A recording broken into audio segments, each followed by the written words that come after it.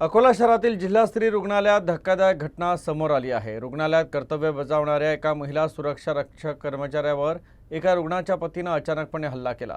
ही संपूर्ण घटना रुग्णालयातील सीसीटीव्ही कॅमेऱ्यात कैद झाली असून या घटनेने रुग्णालय कर्मचाऱ्यांच्या सुरक्षेचा प्रश्न ऐरणीवर आला आहे।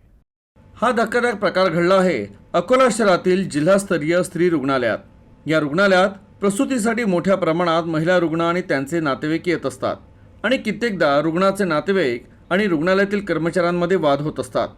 मिळालेल्या माहितीनुसार असाच एक वाद सुरू असताना रुग्णालयातील महिला सुरक्षा रक्षक कर्मचाऱ्यांना मध्यस्थी करत वाद शांत करण्याचा प्रयत्न केला। मात्र या गोष्टीचा राग मनात धरून काही वेळानंतर आरोपी पतीनं चक्क महिला सुरक्षा रक्षकावरच हल्ला केला। प्रदीप गावंडे असं या आरोपीचं नाव आहे। त्यानं चक्क कर्तव्यावर असलेल्या महिला कर्मचाऱ्यावर हात उचलला। ही घटना रुग्णालयातील सीसीटीव्ही फुटेजमध्ये स्पष्टपणे कैद झाली आहे।